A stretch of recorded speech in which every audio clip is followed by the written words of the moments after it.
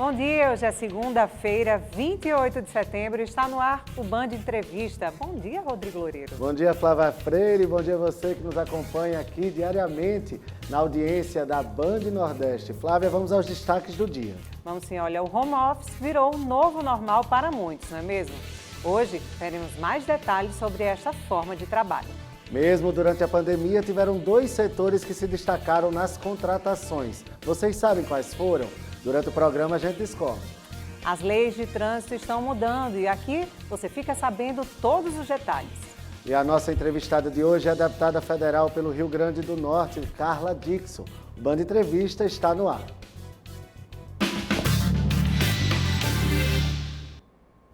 Diante do isolamento social imposto pela pandemia do novo coronavírus, o home office virou um novo normal para muitos trabalhando. Trabalhar de casa para alguns profissionais era algo que não se imaginava. Aí veio a pandemia e não teve jeito. Foi preciso se adaptar às mudanças para continuar trabalhando. Foi o que fez o João, que é professor de inglês. As aulas passaram a ser dadas do quarto. No cenário que a gente teve, tivemos que fazer tudo do dia para a noite, literalmente, né? Assim, foi algo que a gente estava um dia na sala de aula e aí no dia recebeu a notícia, amanhã não tem mais aula presencial. O home office mudou completamente a rotina de João. Ele conta que ficou difícil se desconectar do trabalho no dia a dia, mas comemora a realização de um sonho, a mudança da sala de aula na escola para o quarto de casa. Ajudou o professor a tirar da gaveta um antigo projeto, dar aulas de violão. Há alguns anos eu queria transformar o meu ensino de violão, que era feito presencialmente, 1 a 1, na casa da pessoa, muito legal, mas alcançava poucas pessoas, né, por causa do tempo disponível. E aí eu queria transformar isso em algo que pudesse chegar a mais pessoas. E aí, na pandemia, apareceu o tempo, né? Fiz, então, agora é a hora, vamos fazer. Somente aqui no Rio Grande do Norte, pelo menos 100 mil pessoas entraram no trabalho remoto a partir do mês de julho, aqui no estado, no pico da pandemia. É o que aponta uma análise divulgada pelo Instituto de Pesquisa Econômica Aplicada, o IPEA. Em maio, o Rio Grande do Norte tinha 86 mil trabalhadores em home office. No mês seguinte, em julho, o número cresceu 10,6%. De acordo com a análise, os setores de serviços lideram o ranking. Em seguida, vem o setor público, indústria e comércio. Para o professor, que trabalha de casa há 6 meses, o home office deve permanecer na vida de muitos profissionais, mesmo após o fim da pandemia. As coisas que foram construídas no online, eu não acredito que elas vão se acabar, elas vão continuar, então vão ficar essas duas coisas em paralelo, tanto no online quanto no presencial. Sexta-feira passada a gente conversou com o Lilian Brito aqui de como estão se adequando as residências justamente para esse novo normal, que não é um novo normal, é um ato agora que vai ficar por muito tempo. E quem pode continuar aí em home office, continua tendo todo um diferencial, passando toda uma forma diferente para quem está recebendo, Flávia. É verdade, eu acho que na verdade o home office é a parte boa do legado deixado pela pandemia do novo coronavírus, porque ele trouxe aí, muitas empresas, inclusive, estão, mesmo voltando aí com a retomada da economia, estão colocando parte de seu time em home office porque viu que a produção era a mesma, às vezes até melhor e com menos gastos, Rodrigo. É verdade. Olha, você sabe quais os setores mais contrataram nos últimos meses? Apesar da crise, o setor da saúde e do comércio eletrônico. A Michele trabalha na UTI para pacientes com Covid-19 de um dos maiores hospitais do Rio Grande do Sul. A fisioterapeuta foi contratada durante a pandemia. Aumentou muito a procura do profissional fisioterapeuta por ser imprescindível na reabilitação desse paciente Covid. As ofertas de trabalho para fisioterapeutas foram as que mais cresceram no Brasil. 900% entre março e agosto, em comparação ao mesmo período de 2019. Um levantamento da plataforma de empregos Cato também mostra aumento da procura por médico intensivista. Não foram apenas os profissionais da área da saúde que tiveram mais oportunidades durante a pandemia. O cenário estimulou a criação de lojas virtuais e as vagas para trabalhar nesse mercado cresceram até 162%. São vagas para vendedores, atendentes, supervisores e gerentes de e-commerce. O Lucas conseguiu emprego como designer de aplicativo em uma plataforma de criação de lojas virtuais. Uma empresa de Belo Horizonte que me contratou e eu moro em Recife. E eu consigo trabalhar com o que eu gosto sem sair de casa. A empresa mineira triplicou o número de clientes e precisou contratar 38 profissionais. A época mais importante para o e-commerce está chegando, que é a Black Friday e depois o Natal. A gente está com mais de 15 vagas abertas aí, só para aguentar esse período e continuar crescendo. Agora a gente vai para uma rápida reportagem sobre as mudanças na lei de trânsito. O texto aprovado amplia de 5 para 10 anos o prazo de validade da CNH, mas apenas para os condutores com menos de 50 anos. Também há alterações na regra de pontos da carteira. Hoje, quando o motorista acumula 20 pontos, tem a carteira suspensa. A lei prevê uma gradação. A suspensão só ocorre se o motorista alcançar os 20 pontos na carteira e tiver entre as multas 2 infrações gravíssimas. Aos 30 pontos, terá a carteira suspensa com apenas uma infração gravíssima.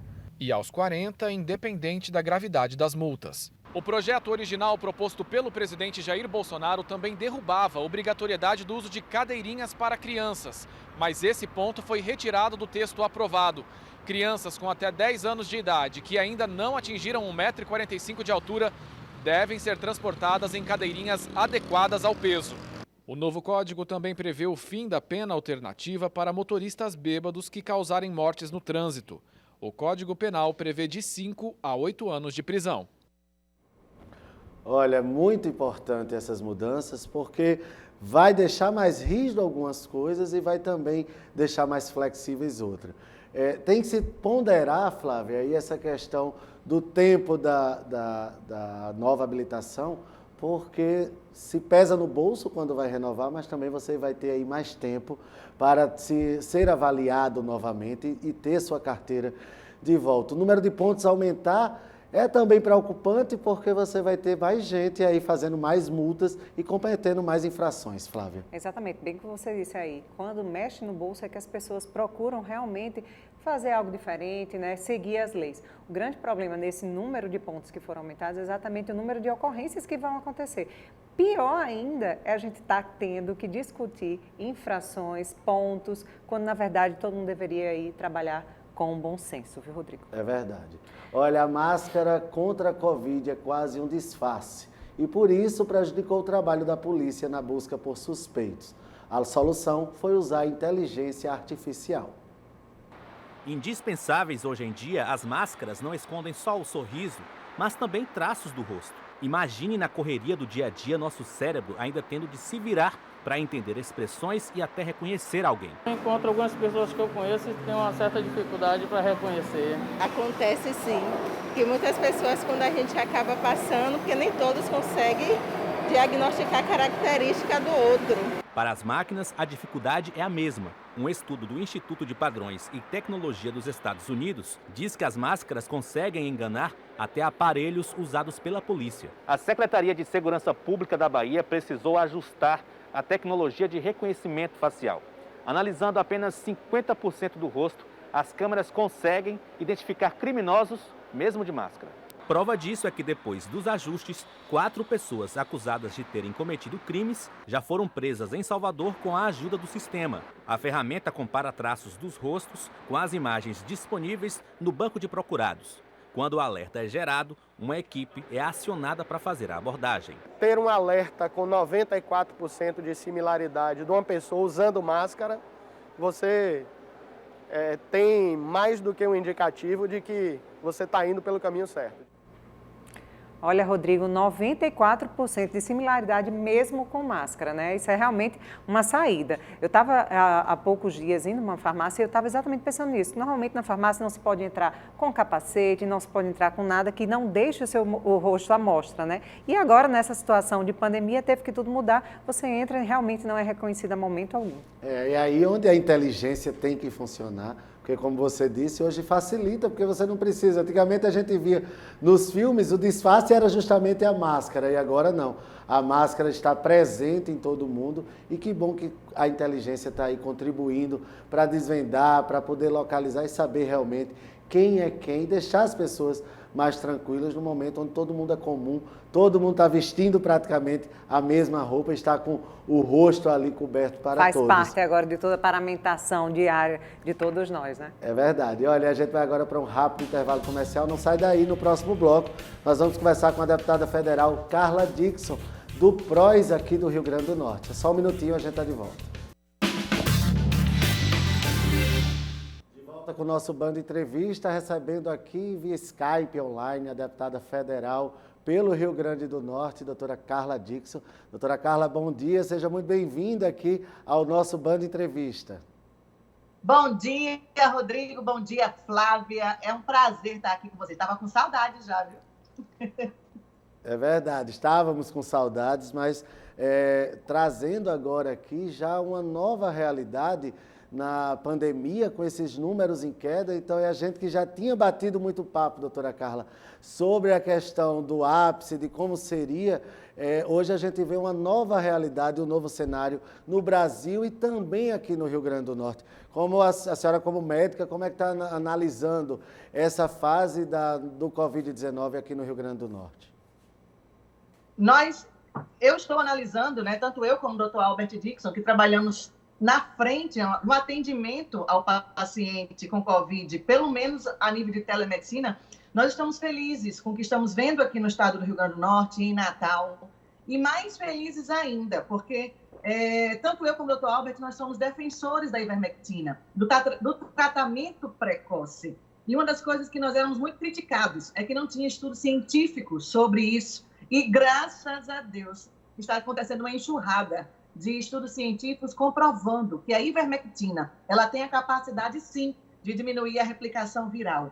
E nas redes sociais nós estamos divulgando esses trabalhos científicos e, recentemente, um trabalho também falando sobre profilaxia, que uma coisa é o tratamento precoce. Nos primeiros sintomas já começa o tratamento. Outra coisa é a profilaxia. Você utilizar para que venha... Isso aqui é muito importante, Rodrigo e Flávia. A ivermectina, ela não é vacina, tá? Então, o nosso objetivo com a profilaxia é que a pessoa, se ela tiver o contato com o vírus, passe despercebido, tenha, né, o Covid com a forma mais leve possível, né, e venha ganhar o IgG positivo, que isso é o sonho de consumo, apesar de que nós estamos observando que IgG positivo está começando a cair após 3 meses. Essa é uma das novidades que esse vírus, né, uma das diferenças que esse vírus nos traz. Ou seja, doutora Carla, a senhora diria, então, que não existe mais uma imunidade para quem já teve? Esse é o problema, Rodrigo. Isso eu estava falando. Não se sabe ainda, né? Não se tem essa certeza. Exatamente. O que nós temos? A imunidade humoral, que é a produção de anticorpos, imunoglobulinas, e a imunidade celular, que são as células do nosso corpo, aqui embaixo, na pele, no nariz, que elas vão trabalhando, né? São os soldadinhos. Então, o que a gente está observando com o passar do tempo? Existe uma queda na produção de anticorpos e aumento da imunidade celular, de células, de substâncias que protegem o nosso corpo a nível de célula, que não são anticorpos. Então, isso aí é algo interessante, a gente chama de imunomodulação. E isso já é constatado na Etiópia, por exemplo. A Etiópia tem um trabalho social, o governo faz com que de 6 em 6 meses seja administrado ivermectina para a população. E vê lá, o número de mortos pelo coronavírus na Etiópia é super baixo quando comparado aos outros países. Por quê? E lá é utilizado para vírus? Não. Lá é utilizado para aquela elefantíase, né? É usado para oncocercose, que são doenças que matam lá, que são doenças características do lugar. Deputada, com relação à prescrição mesmo, né? A gente fala com relação à utilização de ivermectina e outras oportunidades, já podemos conversar a respeito desse assunto, mas hoje o que se bate muito e as pessoas estão procurando e muitas vezes não procuram porque tem que ter uma prescrição e por mais simples que seja, é necessário ir a um posto de saúde, conversar com um médico da família, enfim, ainda vai ser mantido isso, uma vez que a gente está falando de um vermífugo que não traz grandes consequências quando tomado, e a gente não está falando aqui, é bom reforçar isso, que a gente não está aqui mandando todo mundo tomar, na verdade, a questão é realmente de facilitar, uma vez que a gente já tem embasamento científico de que ele sim, ajuda aí, né, quando se a pessoa tiver contato com o vírus, sair mais rapidamente disso. É verdade. Uma das coisas que atrapalhou um pouco foi a exigência da Anvisa de ser uma receita controlada, dupla via, aquela coisa toda. Isso aí foi terrível. Só que, no momento que você fala, essa medicação ela pode ser comprada sem receita médica. Hoje, você precisa de uma receita simples, tá? Você tem que passar por um médico para, pelo menos, ele prescrever. E outra coisa, a nível também de telemedicina, nós continuamos atendendo os pacientes. Nós continuamos emitindo as receitas. Hoje nós temos o QR Code, nós temos a assinatura digital, porque isso foi necessário, a males que vem para bem, né? Então, assim, no nosso caso, nós tivemos que nos profissionalizar mais um pouco na emissão dessas receitas, porque precisamos nos cadastrar no certificado digital, tá? Para a gente foi um ganho. O que acontece? Quando eu digo, não, está liberado sem receita, na minha cabeça como médica, fica como se eu estivesse estimulando a automedicação. E isso é muito perigoso. Então, qualquer tipo de medicação tem que ser prescrita pelo médico, sim. Porque, às vezes, você, Flávia, não tem problema nenhum. Mas uma pessoa que tem um problema de fígado, uma pessoa que tem um problema renal, uma pessoa que tem algum tipo de problema a nível do sistema nervoso central, que é uma das contraindicações da ivermectina no início, logo, pacientes que tenham meningite. Esses pacientes, eles não podem, ninguém pode tomar medicamento sem prescrição médica, tá? Então, assim, eu sei que é uma dificuldade, precisamos ter receita, sim, mas agora, pelo menos uma receita simples. As farmácias já estão aceitando. Isso já foi um ganho. Com o passar do tempo, nós estamos numa evolução. Todo mundo aqui se lembra do fica em casa, só vai para o hospital quando tiver com falta de ar. Isso. Gente, isso aí já não existe mais, isso é um crime até. Você abrir a boca, um médico abrir a boca para falar um negócio desse é um crime, né? Então, nós tivemos já essa evolução. Tivemos o bloqueio da ivermectina, agora uma liberação com receita simples. E com o passar do tempo, com o surgimento desses novos estudos, que da semana passada para cá começaram a ser publicados em revistas de nome, né? Eu creio que a abordagem, as críticas vão começar a diminuir e eu creio que a população ela vai ter um pouco mais de liberdade para comprar essa medicação. E os protocolos, de uma forma geral, vão mudar também, né, deputada? A senhora falou aí a respeito do fique em casa, só vá quando estiver com falta de ar. Isso, no início da pandemia, era realmente a ordem que era dada e com o tempo foi mudando. A gente costuma até brincar dizendo que durante a pandemia, né, fazer uma analogia, a gente foi trocando o pneu do carro com ele em movimento e eu acredito que com a ivermectina também vai ser dessa forma também, né, das pessoas aceitarem, né, daquelas que não aceitavam, na verdade. É verdade. Você pode ver a confusão que foi, para mim foi um desserviço, a questão que fizeram, a politização da hidroxicloroquina. Quantas vidas poderiam ter sido evitadas? Mortes poderiam ter sido evitadas, né? Como se tivesse tido, deixa o médico ser médico, deixa o médico prescrever o que quiser. Ele sabe que hidroxicloroquina tem que ter um acompanhamento cardíaco, sabe-se isso, né? Então, assim, para mim, quando polarizou, né, esquerda-direita, ivermectina mata, ivermectina faz bem. Quando politizaram a questão da ivermectina, fizeram um grande desserviço e eu acho que ajudou, né, que os números de mortes no Brasil aumentassem tanto, como nós estamos quase em 140 mil, né, mortes. 135. E a gente tem essa pandemia, que eu não acredito que seja a última, não é a primeira e não será a última, ela veio nos ensinar muitas coisas. Eu creio, na Europa, já está se falando de segunda onda, Flávia. Segunda onda, como é que esse vírus vai se comportar? Nós não sabemos. Então, o que nós sabemos, o que nós temos? Vacina nós temos? Não, nós não temos. Nós temos vários estudos, e o Brasil é celeiro de estudo para, pelo menos que eu saiba, no mínimo 5. Lá na Câmara Federal, na comissão que eu faço parte, nós já estudamos 3 vacinas. E nós vamos discutir quarta-feira que vem a questão das reações colaterais que a vacina de Oxford apresentou. Né? Existe até uma cláusula, eu pedi essa documentação, que a AstraZeneca e a Universidade de Oxford, elas não se responsabilizam pelos danos causados na população da vacina deles. Isso é muito complicado. Né? Se isso aí for realmente verdade, essa informação foi passada pela doutora Lucy Kerr, numa conversa com ela, e eu até pedi esse documento. Porque se isso for verdade, isso é algo que a gente tem que se policiar. Não criticaram tanto a ivermectina pela falta de evidência científica, e vamos agora liberar uma vacina que provoca mielite, que provocou mielite numa pessoa, e que pode provocar tantas outras coisas que a gente não sabe de forma assim gratuita, porque tem o nome vacina.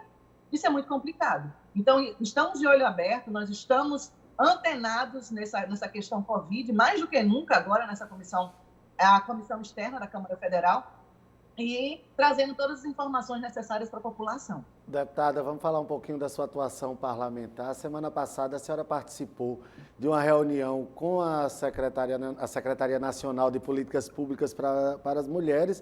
Na pauta estava aí a Patrulha Maria da Penha. Eu queria que a senhora falasse um pouco de como é que foi essa reunião e qual o desenrolar que desencadeou até num compromisso da senhora em enviar emenda parlamentar para esse projeto. Isso mesmo, essa reunião foi ontem. Né? Para mim, já é a segunda reunião com a Secretaria de Políticas Públicas para as Mulheres, porque eu procurei eles, que eu queria saber como é que eu posso ajudar aqui no Rio Grande do Norte a Patrulha Maria da Penha. Nós temos uma unidade só, tá? Aqui em Natal, para abranger o quê? Natal e Grande Natal, e eu descobri que a Grande Natal tem 22 municípios. Você imagina uma unidade. Tudo bem que a Patrulha Maria da Penha é para mulheres que estejam com a medida protetiva, tá? Mas é um trabalho extremamente importante e que não pode ficar esperando ao Deus dará, que é isso que estava aqui. Vários estados, a patrulha funciona perfeitamente. E são várias e várias unidades. Patrulha Maria da Penha, junto com o Casa da Mulher Brasileira, é uma verdadeira rede de proteção à mulher. E o nosso estado não tem. Nós temos que levar em consideração o trabalho das DEANs, que elas se esforçam. Ali, as delegadas ali, elas são extremamente esforçadas, eu não gosto muito dessa palavra, mas elas tentam, com todas as forças que ela tem, manter o trabalho de qualidade e digno, né, para as mulheres, a Defensoria Pública, o Ministério Público. Então, nós temos órgãos que estão trabalhando de forma, tentando se integrar, mas que nós precisamos estabelecer uma rede. Temos uma rede? Temos, mas ela está cheia de furos. Casa da Mulher Brasileira, que a senhora está aí se empenhando bastante para levar para a cidade de Mossoró, capital do Oeste aqui do Rio Grande do Norte. Mossoró, Natal, e nós estamos ainda vendo a questão se Parnamirim, ela preenche alguns critérios necessários. Porque o município, a gente pode pensar, sonhar, só que o município ele tem que estar apto a receber o programa do governo federal. Muitos municípios aqui no nosso estado, no Brasil inteiro, não estão aptos. Existe um negócio chamado CALC. É como se fosse o SPC e Serasa do governo federal. Então, assim, os municípios eles têm que estar aptos. Mossoró está apto, Mossoró já tem terreno, já visitei o terreno. Tudo que a Secretaria Nacional pede, Mossoró está cumprindo. Eu creio, o dinheiro já está disponível para Mossoró. Então, assim, eu creio que nas próximas semanas, próximos meses, é um compromisso da ministra Damares de colocar a pedra fundamental em Mossoró. Então, teremos notícias boas. Juntamente com a Casa da Mulher Brasileira em Mossoró, Mossoró já está para receber também muitos equipamentos relacionados à Patrulha Maria da Penha. Ela está como se fosse saindo à frente. Até eu dei essa informação. A Polícia Militar, que esteve presente na nossa reunião, na pessoa da Coronel Margarida e Major Soraya ontem, que Mossoró está para receber, está na fase final de licitação das viaturas para a Patrulha Maria da Penha lá. Né? Natal, a previsão do início da construção da Casa da Mulher Brasileira em Natal é em 2021, porque a Casa da Mulher Brasileira, o recurso está na faixa de 6 a 7 milhões de reais, pelo tamanho da casa e pelo número da população. Eles calculam em cima da população, que pode ser atendida, né? Que não vai ser só Natal, vai ser a Grande Natal toda, principalmente aquela área da Zona Norte pegando Extremóis, São Gonçalo, Seramirim. Deputada, Tá? só Então, a gente chegando aqui já ao final da nossa entrevista, eu queria que só esclarecesse o que é, de fato, a Casa da Mulher Brasileira, assim, os benefícios que ela traz, um acolhimento que ela traz maior à mulher aí em situação de vulnerabilidade. se você me pedisse uma pergunta, uma palavra, você já disse, acolhimento. Uma mulher vítima de violência, ela fica perdida, porque ela tem que, se for violência sexual, ela tem que ir no hospital para fazer o exame, receber ou diretamente no ITEP para fazer corpo de delito, mas eu preciso ir na delegacia para dar queixa. Ela fica perdida. Onde é que ela vai? Eu só ligar dá certo? Né? Então, a Casa da Mulher Brasileira, ela vai ter todas as instituições relacionadas à defesa da mulher, ao combate à violência contra a mulher, inclusive um local para as suas crianças, porque tem mulheres que precisam sair de casa e não têm onde colocar os filhos. E dentro, por exemplo, da unidade de Natal, haverá uma casa-abrigo. Aquela mulher ela pode passar até uma semana, até ser encaminhada para a casa-abrigo do município, aí assim vai. Mas é um local que todas as instituições, todos os órgãos responsáveis pelo combate à violência da mulher, elas estão concentradas. Quando eu quero explicar melhor, você lembra a Central do Cidadão?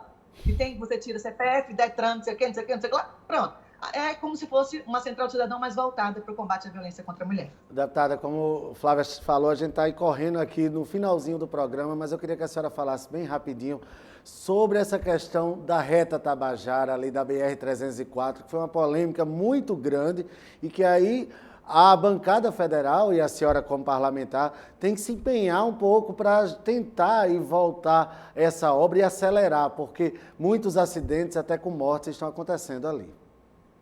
É verdade. A Tabajara faz parte da 304 e a gente já observa que essa obra ela vem se arrastando há um tempo. Houve uma acelerada agora, né? Eu creio que essa parte agora vai sair e nós estamos movimentando. A primeira reunião da bancada, eu participei faz o quê? Faz um mês. Eu tenho vou completar dia 17 agora, 4 meses como deputada federal. E eu tive a oportunidade de observar o trabalho da bancada em relação à 304, a preocupação. Essa obra ela está orçada em bilhões, tá? É muito dinheiro. Só que nós precisamos, existe uma quantia que nós não temos ainda, porque é tudo baseado em cima do orçamento, né, da União, uma quantidade que a bancada vai dispor. Só que existem 3 também projetos prioritários. Prioridade máxima, BR-304. Isso nós já discutimos há um mês atrás. Tá? BR-304, o fim das obras de Oiticica, que está 80% construído, diferente da BR-304, que não tem nem 15%. Tá? Então, e o projeto Servidor. Então, esse compromisso da bancada, essas 3 emendas de bancada, que cada bancada tem como prioridade, a 304 é a prioridade número 1. Parecia que a gente estava adivinhando, né, que ia acontecer todo esse clamor da população. Estamos articulando agora para dessa próxima semana uma reunião da bancada com o ministro Tarcísio, que era do ministério dele, é da pasta dele isso, de uma maneira que ele possa olhar com bons olhos, especialmente essa emenda da bancada para a duplicação. Inclusive, ele tuitou dizendo exatamente que está preocupado com essa situação, né, que já está aí estudando realmente essa questão. Deputado, eu queria agradecer mais uma vez por estar com a gente, né, por nos esclarecer, trazer esse sorriso também para a gente aqui e agradecer por estar aqui no Band Entrevista. E amanhã a gente está de volta às 6h30 da manhã, né, Rodrigo? Exatamente, às 6h30 aqui na tela da Band a gente conta com a sua audiência. Até amanhã.